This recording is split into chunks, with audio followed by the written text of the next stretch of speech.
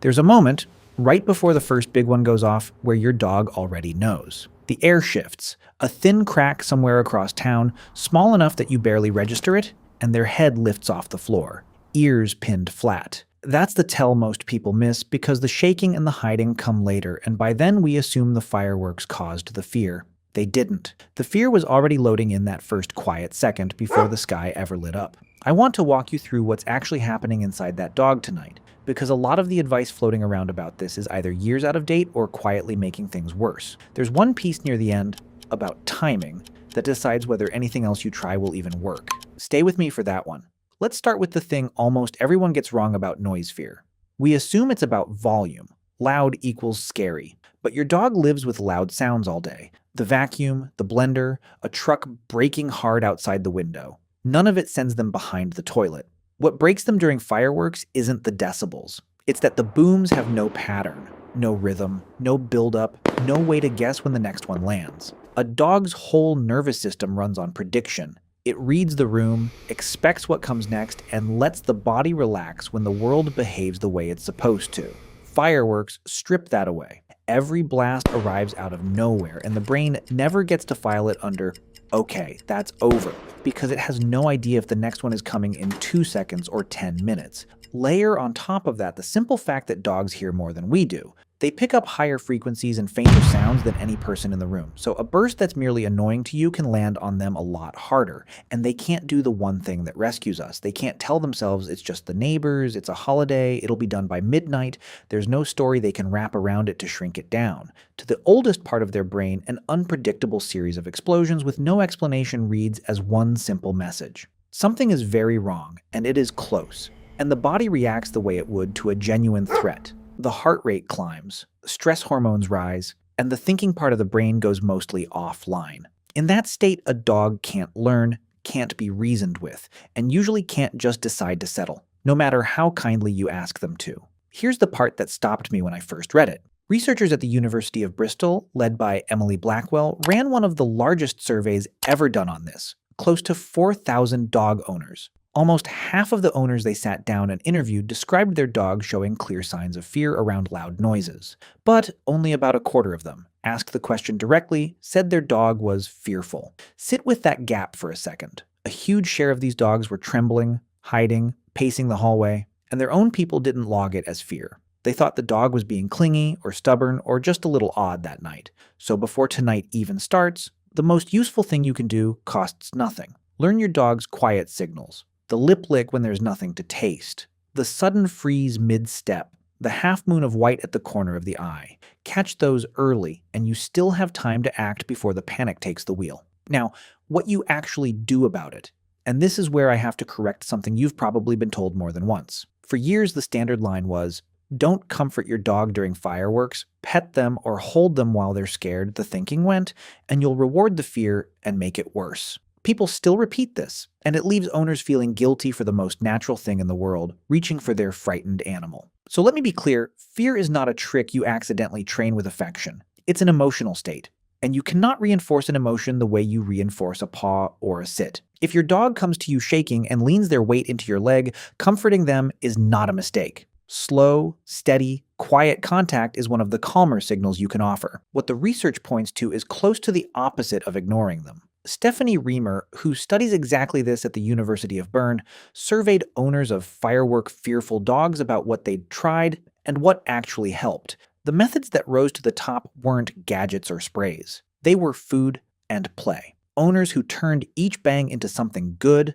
a treat, a quick game, an easy upbeat mood, ended up with dogs that were noticeably less afraid. In her data, that group was on average around 70% less fearful than the dogs whose owners did nothing at all. The formal name is counter-conditioning. The plain version is that you're patiently teaching one brain that a boom predicts chicken, not catastrophe. My own dog Rocky used to bolt for the bathroom the instant thunder started. One storm, I just sat on the tile by the tub with a bag of freeze-dried liver and handed him a piece every time it rumbled. By the third storm that summer, he was trotting into the bathroom on his own, then turning to look back at me, waiting on the treat instead of the terror. There's a flip side I'd rather be honest about than sell you. A lot of the calming products people spend real money on don't hold up the way the packaging implies. When Raymer looked at the alternatives, the herbal drops, the essential oils, the homeopathic calming chews, most of them showed little effect on their own. A few dogs may respond, and there's usually no harm in a gentle try, but if your entire plan for tonight is a lavender spray, you're probably setting yourself up to be let down when the sky starts cracking. So put your energy into the environment instead, because that part genuinely moves the needle. Pick the most interior room you've got, a bathroom, a walk-in closet, ideally somewhere with no windows. Close the blinds so the flashes don't add a visual jolt on top of the sound. Bring in their bed and toss in a worn t-shirt of yours so the space carries your scent. Then run a steady, flat sound to smooth over the sharp edges of the bangs, a fan or constant background hum rather than the television, which spikes and drops in ways that can wind an anxious dog up rather than settle them. The aim isn't to drown the fireworks out completely, which almost never works anyway, but to give the ears a steady floor of sound so each bang doesn't land against total silence. Set that room up in the afternoon while your dog is still loose and relaxed so it registers as a normal cozy corner and not somewhere you hauled them once the panic had already started. Now the piece I promised you, the one that quietly decides whether any of this works. Timing. If you're going to use anything to take the edge off, a calming aid or an actual medication, the mistake nearly everyone makes is waiting. They hold off until the dog is already trembling under the bed, then reach for the calming chew. By then it's too late. The body is already swimming in adrenaline, and you're trying to talk down a brain that's fully in the alarm. Whatever you give has to be working before the first real boom, not scrambling to catch up after it. This matters most with genuine medication. There's a prescription gel called Sileo, the first drug the FDA approved specifically for noise fear in dogs. The active ingredient is dexmedetomidine, and rather than simply knocking a dog out, it blocks the release of the fight or flight chemical that drives the panic in the first place. You rub it onto the gums, you don't let them swallow it, and you give it roughly 30 to 60 minutes before the fireworks begin. Applied early, it can stop the panic from ever fully catching. Applied late, with the adrenaline already loose in the bloodstream, it's fighting uphill. This is a conversation with your vet, not something to improvise. So if your dog's fear runs severe, the move is to call this week while there's still time, not on the night itself. While we're clearing out old ideas, here's one more. Plenty of people reach for Benadryl, assuming an antihistamine will calm things down. It can make a dog drowsy, that part is real, but drowsy and calm are not the same thing. It may leave the fear running underneath while the body simply gets heavier, which is arguably the worst outcome, because now they're just as frightened and can't even move away from what's scaring them. Sleepy is not safe. And I'll be straight with you about what we don't know, because that honesty matters more than a clean promise. We can't fully explain why one puppy in a litter grows up terrified of bangs while its littermate sleeps clean through them. Genetics carry some of it, early life carries some of it, and a fair share of it we simply can't predict yet. What the science is clearer and more hopeful about is prevention.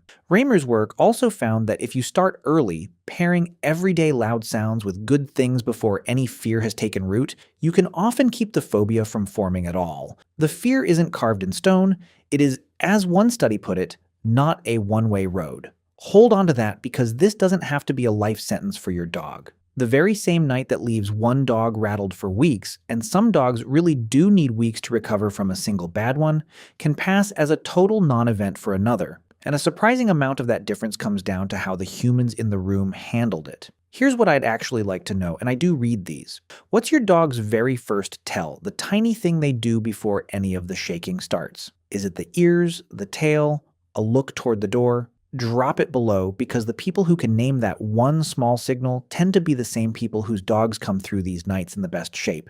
You can't sit your dog down and explain that it's only a holiday, that the sky isn't falling, that the whole thing ends by midnight. That conversation was never on the table, but you can change the shape of the night around them. A quieter room, a handful of treats, the timing done right, and you sitting there beside them acting like none of it is worth getting up for. That isn't nothing. Some years, for the dog leaning against your leg, it's the whole difference.